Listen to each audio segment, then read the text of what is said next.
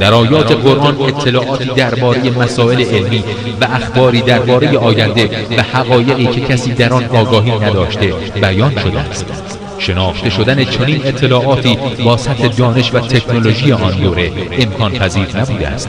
بدیهی است که این امر مدرک روشنی است بر اینکه قرآن کلام انسان نیست. قرآن کلام خداوند قادر است که آفریننده همه چیز و همه کس است و علم او تمام آفرینش را در بر می‌گیرد.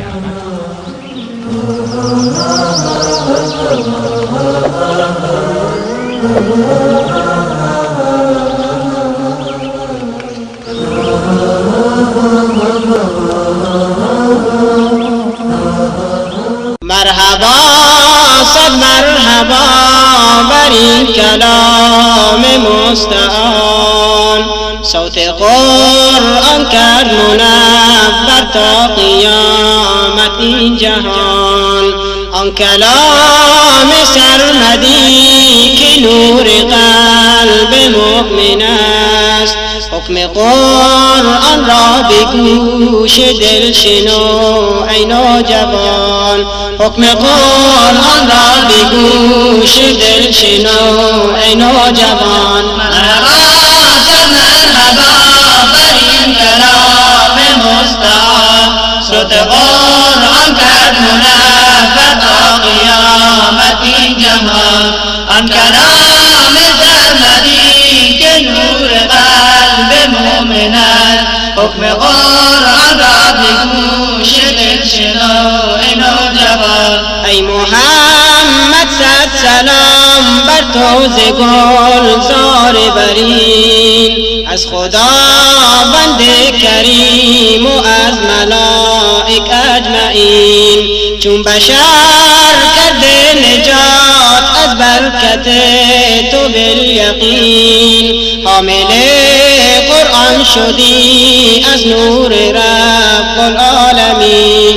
حامل قرآن شدی از نور رب العالمین. مرحبا مرحبا بر این کلام مستعان، صوت قرآن کرد منور تا قیامت این جهان.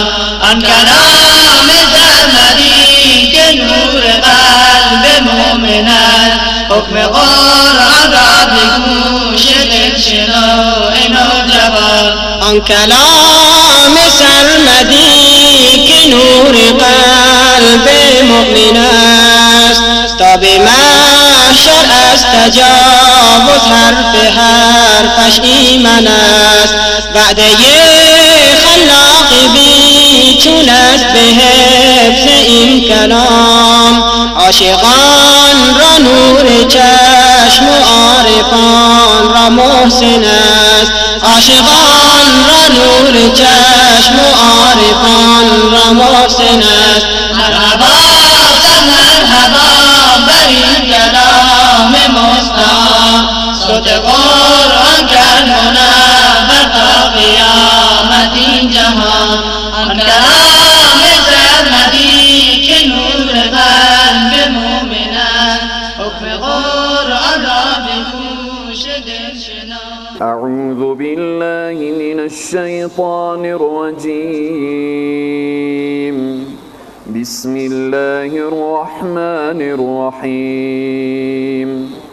يسألونك عن الخمر والميسر قل فيهما إثم كبير ومنافع للناس وإثمهما أكبر من نفعهما ويسألونك ماذا ينفقون قل العفو كذلك يبين الله لكم الآيات لعلكم تتفكرون في الدنيا والآخرة ويسألونك عن اليتامى قل إصلاح لهم خير وإن تخالطوهم فإخوانكم والله يعلم المفسد من المصلح ولو شاء الله لأعنتكم إن الله عزيز حكيم صدق الله العظيم. خدمت سروران عزیز و بزرگوار، بزرگان، نوسفیدان، جوانان و نوجوانان عزیز، هم از خواهر و برادر، السلام علیکم و رحمت الله تعالی و برکاته. در آیات سوره بقره قرار داریم که آیه 219 درس ما و شما شروع می شود. در جلسه گذشته ارتباط به شراب و منفعت شراب و همچنین ارتباط به مفاسد شراب موضوعات مختصرا اشاره شد. حالا بحث ارتباط به قمار هست. از شراب شنیدیم که در این آیه مبارکه اگر گفت در شراب منفعتیه، منفعت زودگذر، ولی ضررهای عجیب و غریب در دنیا و آخرت دامنگیر انسانی که دست به این اعمال بزنه دامنگیرش میشه. یسألونک عن الخمر و المیسر. حالا ارتباط به قمار هست، میسر قمار هست. بحث قمار هم یا تحریم قمار هم مثل شراب تدریجی هست و تدریجی بود. حکم اول همین آیه مبارکه یسألونک عن الخمر و المیسر، و حکم بعدیش انما الخمر و المیسر و الانصاب و الازلام رجس من عمل الشیطان. در اونجا قمار هم حرام می شود. حالا وقتی میگیم میسر، میسر از یسر گرفته شده. قمار چی هست که ما قمار رو بشناسیم؟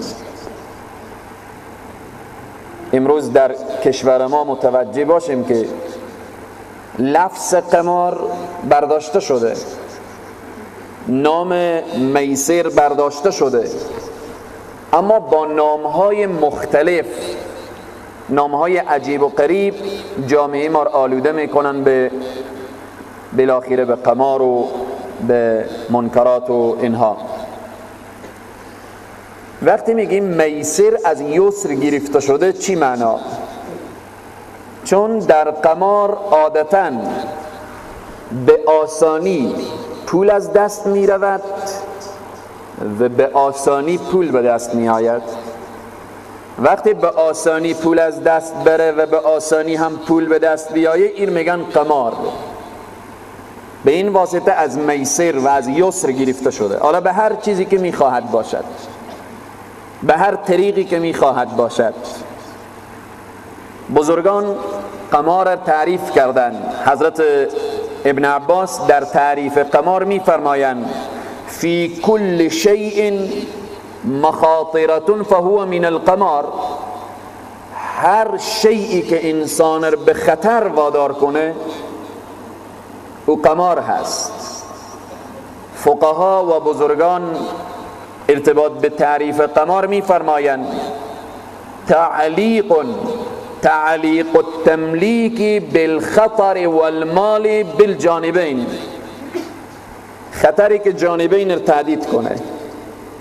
دو نفر قمارباز وقتی با همدیگر می نشینن، هر دو پریشانن، هر دو احساس خطر می کنن. این میگن قمار که بزرگان و فقها برای ما بیان کردن. اما اگر از یک طرف بود او باز قمار نیست، او جایزه هست. مثلا اگر یک نفر میگه امروز جوانها بیشتر به فوتبال و اینها علاقمندن، پشت تلویزیون نشسته هستن،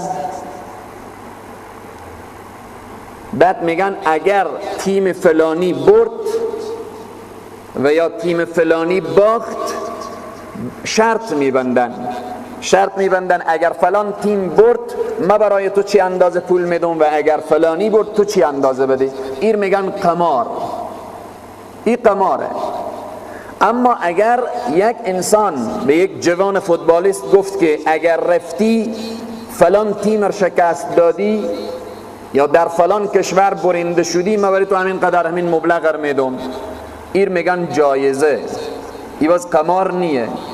یک شخص میگیم که اگر تو بهترین تلاوتی کردی برای تو اینقدر سرمایه و مادیات و بالاخره کمک نقدی میشه، این جایزه هست.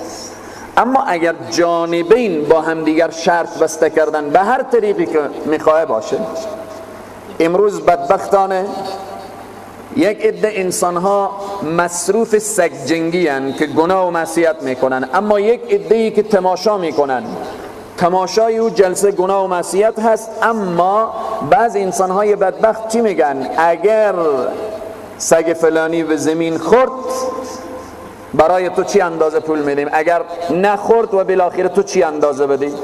جلسه هم گناه، فکر هم گناه، صحبت هم گناه و شرط هم قمار. پس در این قسمت خیلی مهمه که وقتی شرط بین جانبین بسته شد که برد و باخت داشت، این میگن چی؟ این میگن قمار. اینجا الله سبحانه تعالی در همی بیان میکنه یسألونک عن الخمر والمیسر.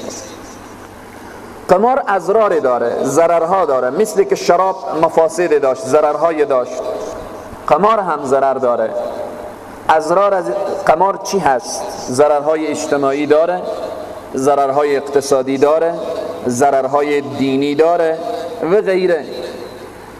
نمونتاً چند ضرر رو بیان میکنیم. اول، انسانهایی که قمار میزنن، انسان قمارباز از دایره انسانیت بیرون میشه، میره به دایره حیوانیت. چگونه؟ یکی از روشهای اخلاق انسانی اینه که انسان همیشه به فکر انسان هست. اگر انسان واقعی ببینه که یک نفر پریشانه، ولو کافر باشه، همسایه کافر داره، همسایهش پریشانه، خزانه داره، آذوقه نداره و بالاخره مشکلات اقتصادی داره، برای مسلمان لازمه که حق همسایگیر بجا کنه، به او کافر کمک کنه، چی برسه به مسلمان.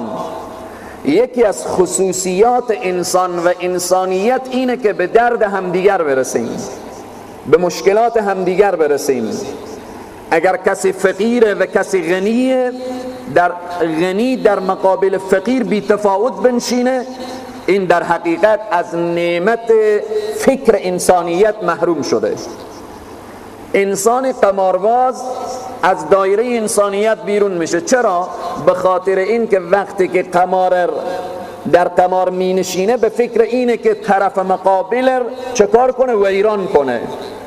طرف مقابل ضربه اقتصادی، ضربه روحی، فکری بزنه. حیوان هم همچنینه. حیوان وقتی که با یک حیوان روبرو میشه به فکر این نیه که این حیوان آباد باشه، به فکر اینه که شکم خودش سیر باشه، به خودش آباد باشه، طرف مقابل کلن ویران بشه. فکر قمارباز اینه که فقط خودش آباد باشه، خودش سرمایه دار باشه، طرف مقابل میزنه که تا از بین ببره.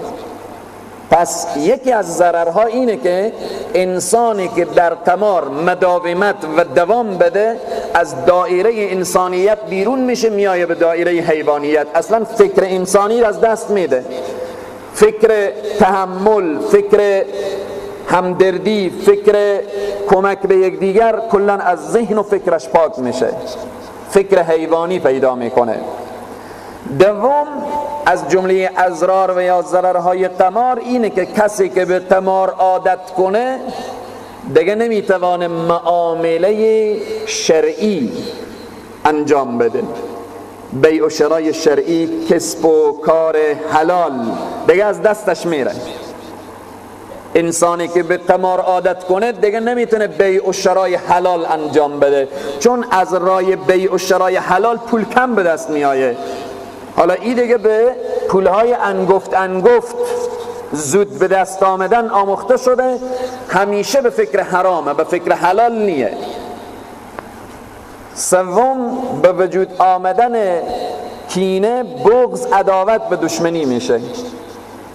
کسی که قمار میبره و کسی که میبازه، حالا کسی که باخت از جلسه چگونه حرکت میکنه؟ با یک عالم کینه، با بغض، با دشمنی، با عداوت و بالاخره با یک عالم دشمنی جلسه را ترک میکنه.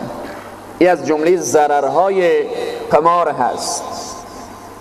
چهارم، پول بیجا وقتی بدون زحمت به دست بیایه میدانیم بیجا مصرف میشه. پول بیجا زود به دست آمدن بیجا هم مصرف میشه. انسانی که به یک بار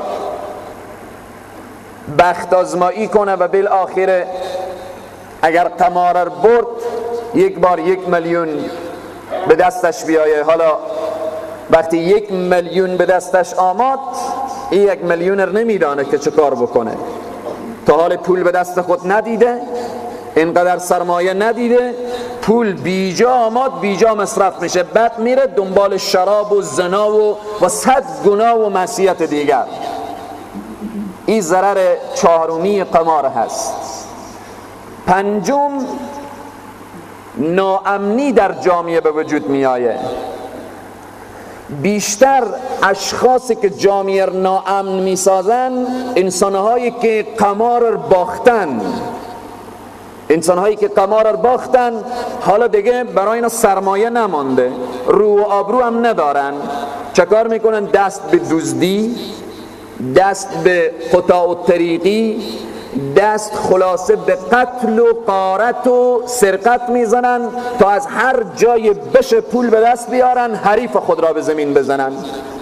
برای از اونا خدا و پیامبر و دین ارزش نداره. خیلی جالبه، خیلی جالبه. یکی از دوستا دیروز قسمی کرد، میگو یکی از این اشخاص ظالمی که دست به اختطاف دارن، میگه تلفنی با طرف مقابل حرف زده، گفته که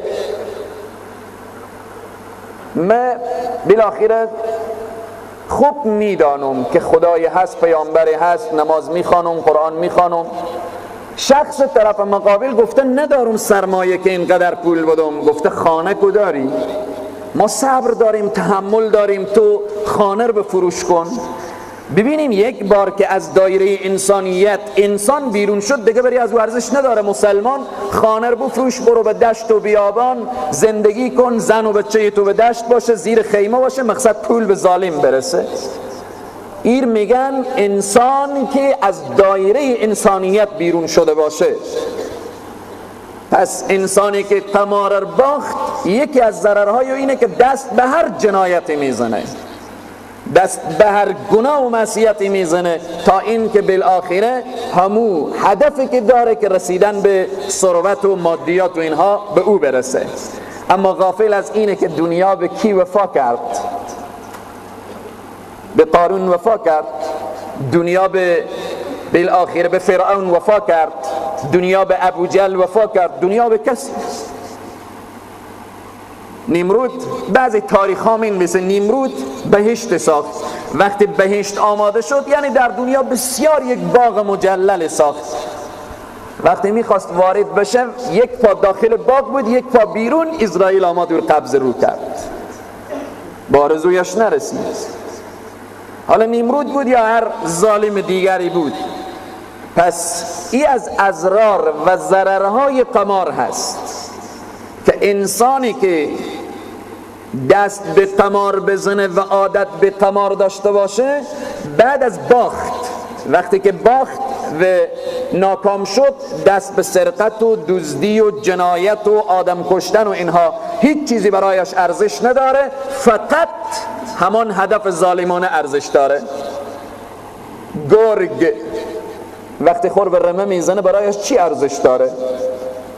وقتی گرگ آمد به رمه صدا کنیم که گرگ جان خدا چنین گفته، پیامبر چنین گفته، گرگ باور میکنه؟ گرگ درنده هست. الله میگه، میفرماید ذات اقدس الهی چی بسا انسانهایی هستند که تبدیل به درنده میشن، تبدیل به حیوان میشن، اولئک کالانعام بل هم اضل، بلکه از حیوان هم بعض انسانها پستر میشن. این تعبیر قرآن هست. انسان اگر خوب شد از ملک هم خوبتر می شود، اگر انسان خراب شد از حیوان هم پستر می شود. اولئک کالانعام بل هم اضل. ششم، از همه بزرگتر ضرر قمار چیه؟ اگر انسان قمارباز توبه نکنه به عذاب بزرگ خداوند در روز قیامت دوچار میشه. عذاب خدا رأس همه ضررهایی که دامنگیر انسان قمارباز میشه. این به طور خلاصه و فشرده بحث قمار بود که امیدواریم جوانهای عزیز ما به این خیلی دقت کنن، خصوصا در شرایط کنونی که میبینیم به نام بخت آزمایی و به نام فلان و فلان و فلان و فلان، اینها جوانهای ما خلاصه مصروف میکنن، آلوده میکنن به قمار. حال قمار چی 1 روپیه باشه، چی 100 افغانی باشه، چی 1 میلیون افغانی باشه، چی 100 میلیون باشه، حرام که شد حرامه. قطره شراب هم حرامه، خروارها شراب هم حرامه.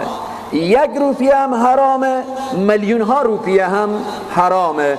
انسان که آلوده شد فرق نمیکنه که به 1 روپیه باشه و یا میلیون ها باشه.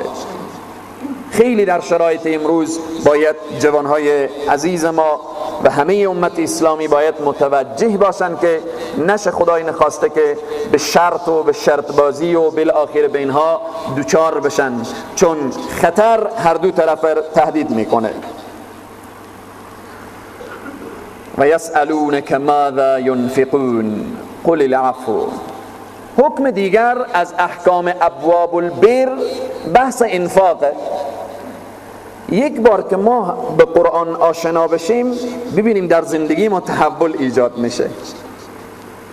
هر مسلمان باید در عمر 1 مرتبه که قرآن رو با ترجمه و تفسیر بخونه، ببینه که به این کتابی که ایمان داره چی موضوعاتی هست، الله چی برای ما بیان کرده.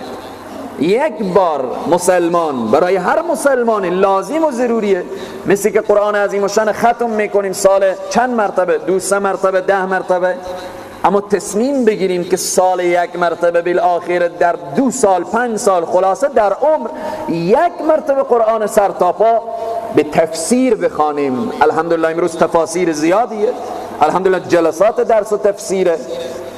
بناهن خیلی مهمه. این آیه مبارکه اشاره میکنه به یکی دیگر از احکام ابواب البر. صحابه آمدن به محضر نبی مکرم اسلام صلی الله علیه و سلم، گفتن یا رسول الله ما از مال و سرمایه خود چقدر ما خیرات بدیم، صدقه بدیم و انفاق کنیم؟ چقدر؟ حالا بحث زکات که مشخصه، اما انفاق، صدقه، چقدر انسان صدقه بده؟ این آیه مبارکه بیان میکنه و یسألونک ماذا ينفقون. سوال میکنن از تو ای پیامبر ارتباط به چگونه انفاق کردن، چگونه خرج کردن. قل بگو، برای اینهایی که سوال میکنن بگو که العفو، عفو یعنی شیء زاید، زیادی که در سرمایه هست، آنچه که به شما ضرورت نیست شما چیکار کنید؟ انفاق کنید. درباره انفاق که آیه مبارکه میگه هر چی که از شما زیادی بود انفاق کنید، اما اینجا فرق میکنه. قرآن عظیم الشان به ما اجازه داده که شما چنین انفاق نکنید که تمام سرمایه خود را بیاورید برای فقرا و مستضعفین یا برای یک حوزه علمی، یک مدرسه و بعداً دست خود شما دراز بشه. چنین کاری نکنید، بلکه قل العفو، زیادی یعنی آنقدر که شما بعد از آن محتاج نمیشوید.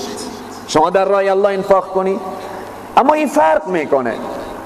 صحابه کو چنین سوال کردن، اما حضرت ابوبکر صدیق وقتی که رسول الله صلی الله علیه و سلم میگن شما به جیش الاسره کمک کنیم، حضرت ابوبکر صدیق میآیند تمام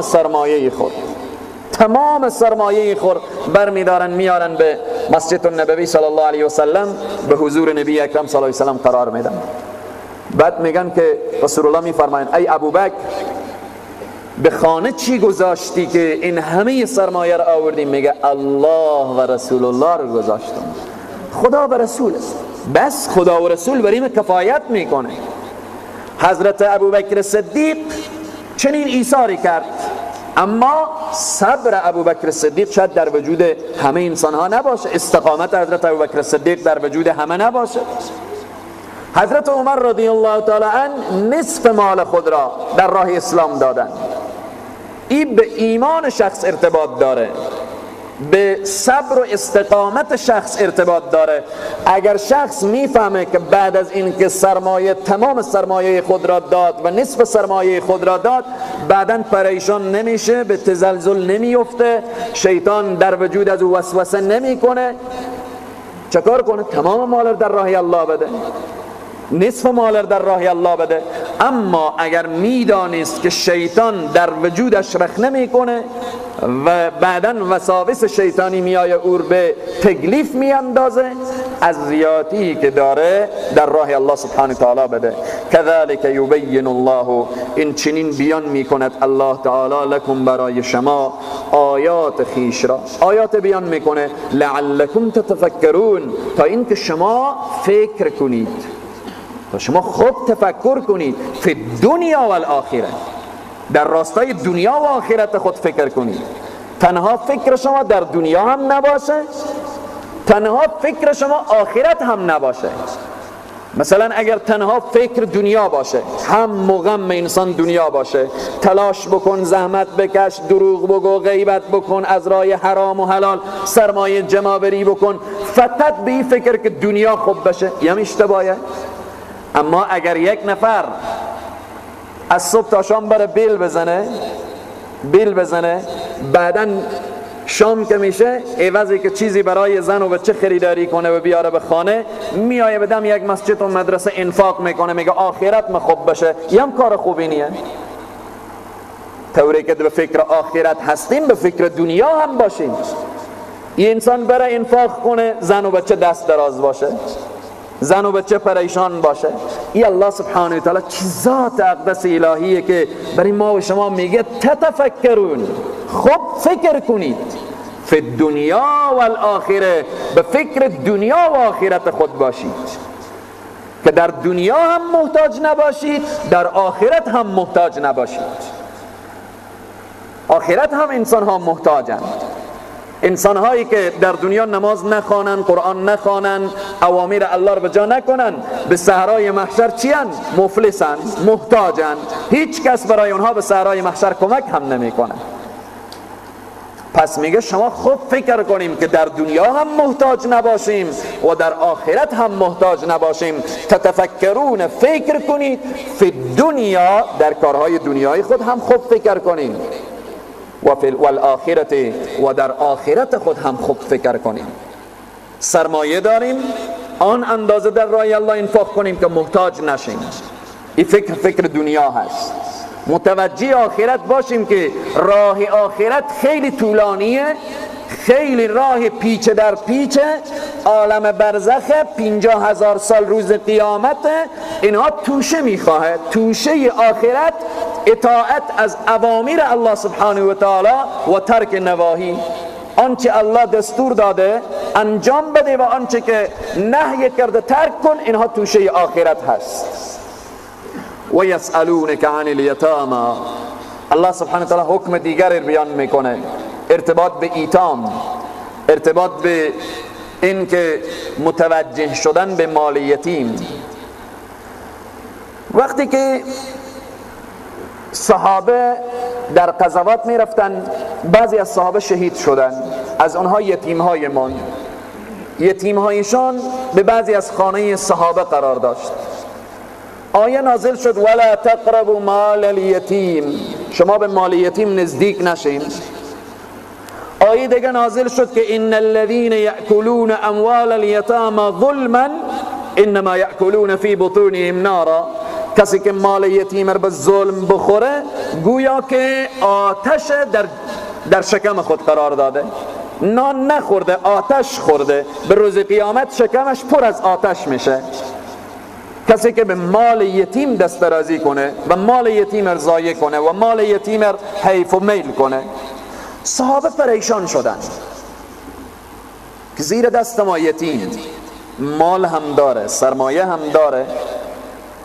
به این فکر شدن که دیگ و کاسه یتیم جدا بشه، مال و سرمایه یتیم جدا بشه. خب خیلی حرج بزرگی بود. به داخل یک خانه چه کار بشه؟ 2 دیگ پخته بشه، از یتیم سیوا و بالاخره از یک دیگه سیوا. خیلی حرجی بود. صحابه آمدن به محضر نبی مکرم اسلام صلی الله علیه و سلم سوال کردن ارتباط به ایتام که ما چه کار کنیم؟ یتیما رو جدا کنیم، دیگ و کاسه اینا رو جدا کنیم، خرج و خوراک اینا رو جدا کنیم، معامله اینا رو جدا کنیم، چه کار باید کرد؟ این آیه نازل میشه و یسألونک عن الیتامی، سوال میکنن از تو ای پیامبر ارتباط به ایتام، ارتباط به یتیم ها. قل، بگو. چقدر زیبایه. صحابه سوال میکنن، الله سبحانه و تعالی از فوق آسمان ها جواب میده. قل، بگو اصلاح لهم خیر، بگو که به صلاح بیایید. برای چی؟ برای ایشان، یعنی برای ایتام. خیرون، بهتر است. یعنی به صلاح پیش بیایید، یعنی به نیکی پیش بیایید با ایتام. و این تخالطوهم، اگر شما خلط و مخلوط کردید مال یتیم را با مال خود، فاخوانکم، اینا برادران شمانند، مشکلی نداره. ولی مهم اینه که شما قصد خیانت نداشته باشید، شما قصد خوردن مال یتیم را نداشته باشید. چنین نشه که مال یتیم را فامیلی که سرپرست یتیمن هست 50 نفر 2 تا یتیم هم به خونه داره، بگیره از مال یتیم کل دیگه شب و روز خور بپزه. این خیانته. اما میگه از مال یتیم به اندازه ایتام مصرف کنی. حالا اگر یک دیگ باشه مشکلی نداره، به یک معامله باشه مشکلی نداره، ولی قصد خیانت به مال یتیم نداشته باشید، قصد ضایع شدن را نداشته باشید. فاخوانکم، اینا برادران شما هستند. مثل که به برادر خود دوست نداری خیانت، به ایتام هم خیانت درست نیه. مثل که به برادر خود مهربان هستید، به ایتام هم باید مهربان باشید. اینجا دیگه دروازه حیف و میل کردن الله بسته میکنه که بعض انسان ها چه کار کنن؟ کل سرمایه ایتام، چون خدا گفته که و این تخالطون فاخوانکم، همه حیف و میل کنن. الله سبحانه تعالی میگه والله یعلم المفسد من المصلح. حالا کسی که مال یتیم به دستیونه، اگر او حیف و میل کنه یتیم نمیفهمه، جامعه نمیفهمه، همسایه نمیفهمه، کسی نمیفهمه که این مال یتیم رو چکار کرده، حیف و میل کرده، از بین برده. والله یعلم، خدا میدانه. والله یعلم که چی مفسد کینه، مصلح کینه. چی کسی مال یتیم رو حفظ میکنه و چی کسی مال یتیم رو ضایع میکنه و از بین میبره. این خدا میفهمه، خدا با او معامله میکنه. خدا با او، اگر انسان مال یتیم رو حفظ کرد که فردا یتیم بزرگ بشه و به دستش تسلیم کنه، و یا مال یتیم رو حیف و میل کنه، خدا میدانه. اگر دیگر کسی ندانه، خدا میداند. ولو شاء الله لأعنتكم، اگر میخواست خدای تبارک و تعالی لأعنتكم، بر شما سختی می آورد. به شما میگفت که شما مال یتیم را از مال خود جدا کنید، دیگ یتیم را از دیگ خود جدا کنید، بالاخره سرمایه یتیم را از سرمایه خود جدا کنید. نه، سرمایه یتیم داخل سرمایه شما، غذای یتیم به داخل غذای شما، ولی درست و صحیح. چقدر یتیم مصرف میکنه باید که او انسانی که سرپرست یتیم باید متوجه باشه. والله یعلم المفسد من المصلح، خدا میدانه. بناهن به اینه که رسول الله صلی الله علیه و سلم میفرمایند کسی که سرپرستی یتیم را درست و صحیح انجام بده، بعد فرمودن که هاتین انا و کافل الیتیم که هاتین، انگشتا خور چنین کردن، گفتن کسی که سرپرستی از یتیم درست و صحیح میکنه مثل که دو انگشت با همدیگر نزدیکن به صحرای محشر. رسول الله فرمودن من و سرپرست یتیم چنین کنار هم استاده ایم. این خوبی و این فضیلت سرپرستی کسی که یتیم داره و از یتیم درست و صحیح پذیرایی میکنه و اگر یتیم مالی داره مال از او درست و صحیح هوش میکنه تا بالاخره از بین نره. ان الله عزیز حکیم، هر آیین خدای تبارک و تعالی غالب و با حکمت. همه کارهای الله سبحانه و تعالی حکمت داره. ولا تنكحوا المشركات حتى يؤمن ولأمة مؤمنة خير من مشركة ولو اعجبتكم. از این آیه به بعد چندین آیه اینها میگن فقه خانواده یا فقه الاسره، فقه خانواده. از این آیه به بعد بحث های خانوادگی پیش می آید، مسئله بحث ازدواج، بحث طلاق، بحث مهریه، بحث عده، بحث ایلا، بحث خلع و غیره و غیره. از این آیه مبارکه این بحث ها پیش می آید. خیلی مهمه، خیلی مهمه که باید متوجه باشیم که قرآن عظیم و شان برای ما این مسائل رو بیان میکنه. از این آیه مبارکه میگن فقه خانواده. قرآن کو کتابیه که تمام موضوعات رو مد نظر داره، تمام موضوعات رو بیان میکنه. در این آیه مبارکه اولین حکم اینه که بحث ازدواج رو میاره که ازدواج با کافر جواز نداره. کسی حق نداره دختر به کافر بده و دختر از کافر بگیره. کسی حق نداره دختر به کافر بده و دختر از کافر بگیره. اما یک نکته باید متوجه باشید، در اینجا یک استثناء هست که در سوره مائده بیان میشه. مسلمانان میتوانند که با دختر یهودی و یا دختر نصرانی ازدواج کنند. یعنی مرد مسلمان میتونه که دختر یهودی و دختر نصرانی به ازدواج بگیره، اما برعکس جواز نداره که دختر به یهودی و نصرانی داده بشه. در زمان حضرت عمر رضی الله تعالی عنه، حضرت عمر از این کار هم منع کردن.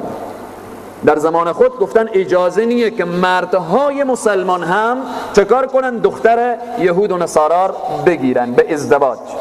چرا؟ از این قول حضرت عمر بعضی سوء استفاده میکنن که حضرت عمر یک حکم تغییر داد پس در هر زمان احکام میشه تغییر پیدا کنه. نه، حضرت عمر حکم تغییر ندادن. حضرت عمر رضی الله تعالی عنه از باب سد ذریعه که در جزء اول خواندیم یا ایها الذین آمنوا لا تقولوا راعینا، باب سد ذریعه بیان شد که اگر یک کار جایزی که منجر به گناه و معصیت و فتنه های بزرگتر میشد، حکومت اسلامی و نظام اسلامی میتونه کار جایز رو تعطیل کنه، کار جایز رو تعطیل کنه به خاطر که فتنه های بزرگتری پیدا نشه. حضرت عمر رضی الله تعالی وقتی متوجه شدن که مسلمان ها گرویده شدن با دختران رومیا، گرویده شدن با دختران یهودی ها، با دختران نصرانی ها، اینجا حضرت عمر متوجه شد که اگر این جریان ادامه پیدا کنه عواقب خطرناکی داره. حضرت عمر رضی الله تعالی عنه از این کار چه کار کردن؟ منع کردن که مسلمان حق نداره با دختر یهودی و نصرانی و اینها ازدواج کنه. چرا حضرت عمر رضی الله تعالی عنه مانع شدن؟ اول وقتی مسلمان ها می رفتن دختر رومی ها و نصرانی ها و یهودی ها می گرفتن، دختران مسلمان بدون شوهر می ماندن. وقتی دختران مسلمان بدون شوهر بمانه چی عواقب خطرناکی به جامعه پیدا میشه؟ حضرت عمر رضی الله تعالی به این واسطه منع کردن. اول. دوم، وقتی دختران یهود و نصارا می آمد به عقد مسلمان و اینها وارد خانه مسلمان می شدن، اینها جاسوسی می کردن. وقتی دختر کافر بیایه به خانه مسلمان، از حالت مسلمان ها، وضعیت مسلمان ها واقف میشه، جاسوسی میکنه، بعد به اربابان خود، به بالاخره به اقوام خود خبر میده. حضرت عمر به این واسطه این را منع کردن. دیگر این که هدف از ازدواج اینه که اولاد صالح به جامعه تقدیم بشه. وقتی یک مرد مسلمان بره دختر یهودی و نصرانی بگیره و این طفل به دنیا بیایه، اولادی که مادرش کافر باشه، یهودی باشه، نصرانی باشه، این اولاد چگونه تربیه خواهد شد؟ به این واسطه حضرت عمر رضی الله تعالی از باب سد الذریعه منع کردن. کار جایز منع شد به خاطر که فتنه های بزرگتر و بزرگتری به وجود نیاید. علمای دیوبند، اساتید بزرگوار میفرمایند که یهودیت امروزی و مسیحیت امروزی اینها درست و صحیح به کتاب خود عمل نمی کنند. اولا انکار از رسالت پیامبر صلی الله علیه وسلم میکنن، دوم با خدا شریک قائل شدن. و قالت الیهود عزیر ابن الله و قالت النصارى مسیح ابن الله. یهود میگن عزیر بچه خدایه، مسیحی‌ها میگن حضرت عیسی پسر خدایه. پس اینها از دایره اهل کتاب هم بیرون شدن، تا حتی بعضی از بزرگان میفرمایند اینا زندیق شدن، بیدین شدن. پس به اینها به هیچ عنوان علمای دیوبند فتوا دادن که اهل کتاب امروزی جواز نداره که با اونها ازدواج صورت بگیره، مگر به یک صورت. اگر اهل کتابی که با کتاب خود پایبند بود، با قانون و شریعت حضرت موسی و عیسی پایبند بودن، خلاص جواز داره که مرد مسلمان بره با دختر اهل کتاب ازدواج کنه. اما به هیچ عنوان جواز نداره که دختر مسلمان به عقد نکاحی پسر یهودی و نصرانی بیاید. این خلاصه همین بحث و همین آیاتی که ترجمه میشه. یک بار دیگر خلاصه این آیات: دختر به هیچ عنوان با بت پرست، با مشرک داده نمیشه. به هیچ عنوان دختر گرفتن با شخص مشرک و دختر دادن با شخص کافر جواز نداره. حالا این بت پرست چی هندو باشه، هر چی که میخواه باشه، هر کس که میخواه باشه. بناهن این آیه به این اشاره میکنه: ولا تنکحوا المشرکات حتی یؤمن. نکاح نکنید زنان مشرکه را تا اینکه ایمان بیارن. شما زنان مشرکه میگه به نکاح نگیریم تا ایمان آوردن. اگر ایمان آورد هیچ مشکلی نداره. یک دختر پدری و کافر، مادری و کافر، اقوامی و کافرن، از کشورهای اروپاییه، دختر مسلمان شد، حالا جوان مسلمان او به ازدواج میگیره، هیچ مشکلی نداره، هیچ مشکلی نداره. چنین طعنی هم برای از اونیه که پدر از این کافر، مادر یا کافره. نه، فرق کسی که امروز مسلمان میشه و فرق کسی که 1000 سال مسلمان باشه هیچ فرقی نیست مگر به تقوا. اگر کسی از 1000 پشت مسلمان بود، از 1400 از 1300 سال که از افغانستان بالاخره از مسلمانی افغانستانه، 1300 سال، اگر کسی اسلام از او 1000 سال تاریخ داشت، امروز قمار بزنه، شراب بخوره، زنا بکنه، مسلمانی که یا یک کافری که امروز مسلمان بشه و متقی و پرهیزگار بشه، این مسلمان به هزارها درجه از او بهترتر، به هزارها درجه. پس این آیه اشاره میکنه که نکاح نکنید زنان مشرکه حتی یؤمن، تا ایمان بیارن. ایمان که آوردن هیچ مشکلی نداره. ولأمة مؤمنة، هر آینه کنیز مسلمان بهتر است از چی؟ من مشرکت، از زن آزاد مشرکه. ولو اعجبتکم، اگرچه که شما رو به تعجب وادار کنه، اگرچه که زیبایی از او، بالاخره قد و قیافی از او شما رو به تعجب وادار کنه، باز هم کنیز مؤمنه خیلی بهترتر از اونه.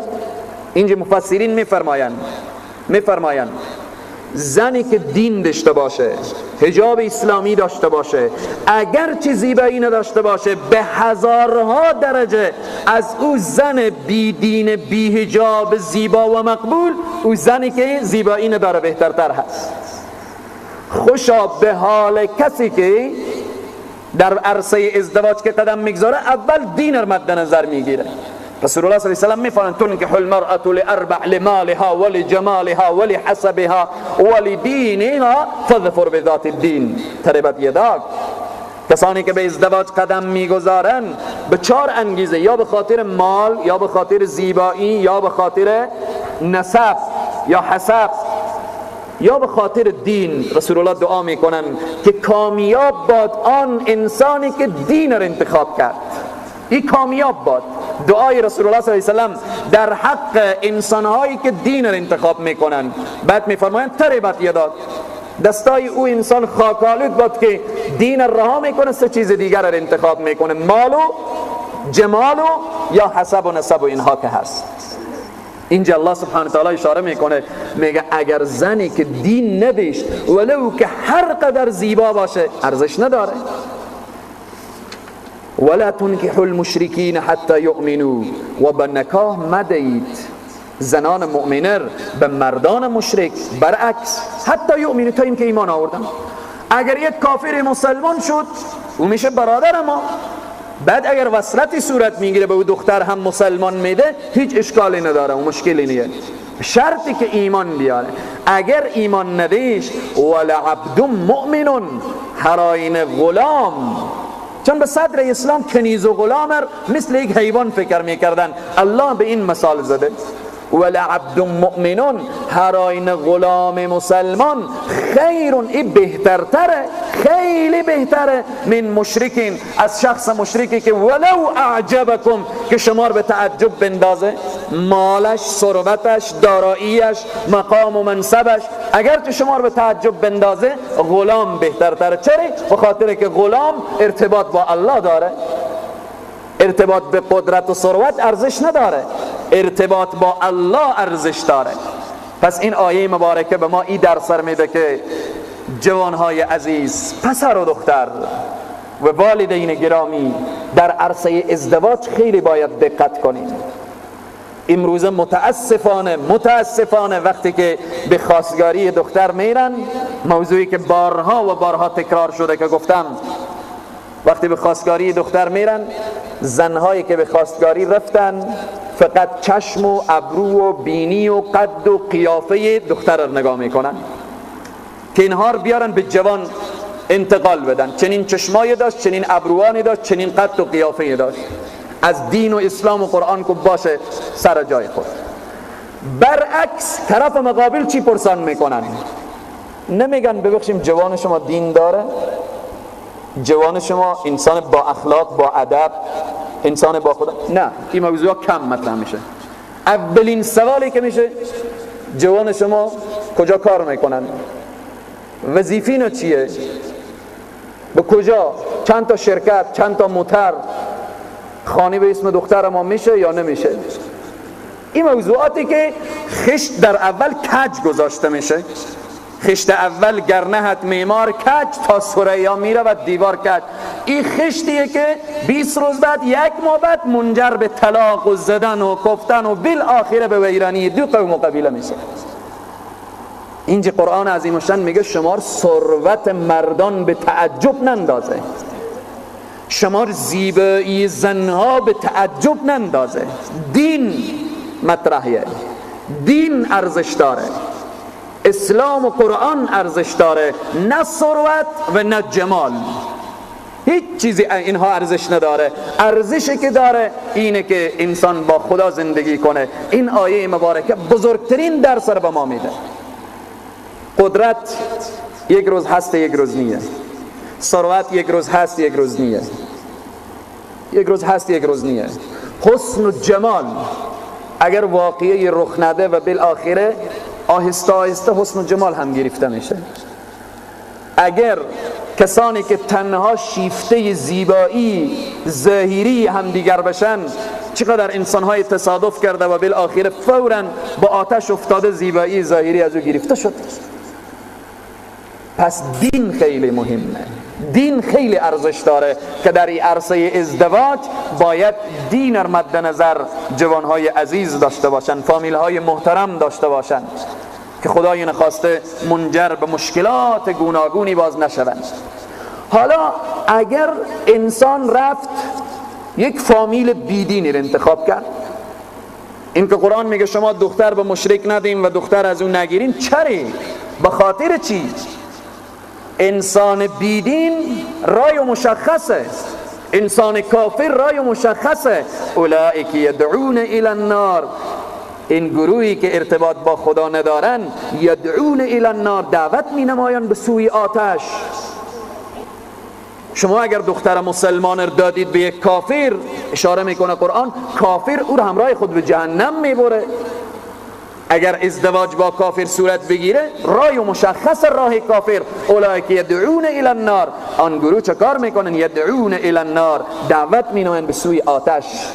اما دین رو انتخاب کنیم، خدا رو انتخاب کنیم. خدا کجا دعوت میکنه؟ والله یدعو الی الجنه والمغفره، خدا هست که طلب میکنه به سوی بهشت. ای انسان های دیندار، بیاییم به سوی بهشت. ای انسان هایی که شما دین رو انتخاب کردیم، چکاره؟ الله شما رو طلب میکنه والمغفرت، به آمرزش، به اذنه، به حکم خود و به اراده خود. و یبین الله و یبین آیاته للناس، بیان میکنه احکام خود را الله سبحانه تعالی للناس، برای مردم، لعلهم یتذکرون، تا اینکه ایشان پند گیرن، تا اینکه اینها پند بگیرن. الله سبحانه تعالی این آیات را که بیان کرده به خاطر پند گرفتن، به خاطر متوجه شدن و به خاطر زندگی خوشبختی، یک زندگی پر از تعالی و ترقی، اینها را الله سبحانه تعالی بیان میکنه که لعلهم یتذکرون، تا پند بگیرن. و یسألونک عن المحیض، گفتیم که این فقه چیه؟ فقه خانواده، فقه الاسره، فقه خانواده. موضوع دیگری که الله سبحانه تعالی بیان میکنه بحث حیض، عادت ماهوار زنها هست. صلوات خاتون.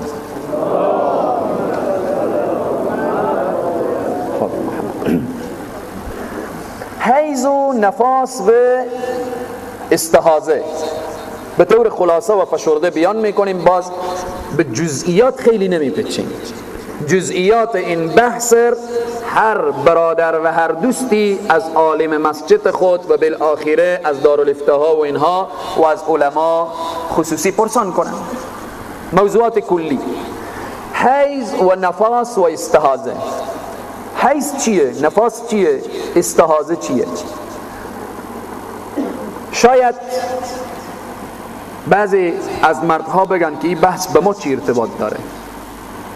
ما هر کدام به نمایندگی از چندین خواهر اینجا نشسته ایم، لااقل به نمایندگی همسر نشسته ایم که باید موضوعات دین و احکام دین رو برسانیم.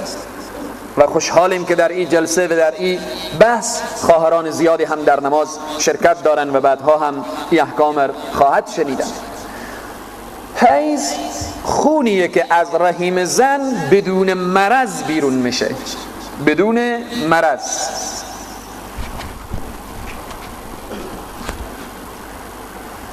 بدون مرض بیرون میشه. اقل آن 3 روزه، اکثر آن 10 روزه. این نظر به مفسرین میفرمایند نظر به خوراک و نظر به طبیعت و آب و هوا و اینها ارتباط داره.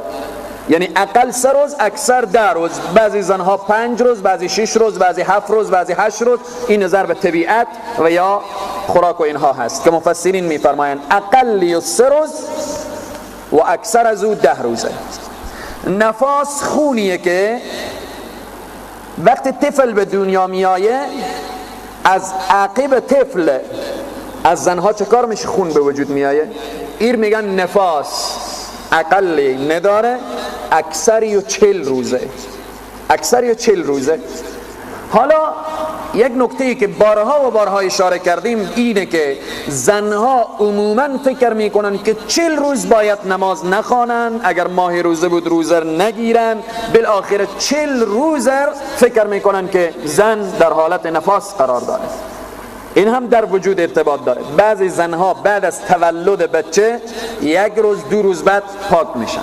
با مجردی که زن پاک شد نماز به او فرض میشه، روزه لازم و ضروره که اگر در ماه مبارک رمضان بود، و بالاخره قید و قیوداتی که هست برداشته میشه. لازم نیه که حتمی 40 روز باشه، حتمی 40 روز باشه. بحث استحاضه خونیه که از اثر مریضی که در بطن زن و یا در رحم زن پیدا میشه به وجود میآید. خون استحاضه خونیه که مانع از احکام شرعی نمیشه، اما حیض و نفاس از بعضی چیزها مانع میشه، بعضی چیزها جواز نداره که باز بعداً اونها رو بیان میکنیم. حالا میایم ارتباط به این آیه مبارکه که و یسألونک عن المحیض. قرآن چی کتابی هست؟ ببینیم چی موضوعات قرآن بیان میکنه. جل جلاله.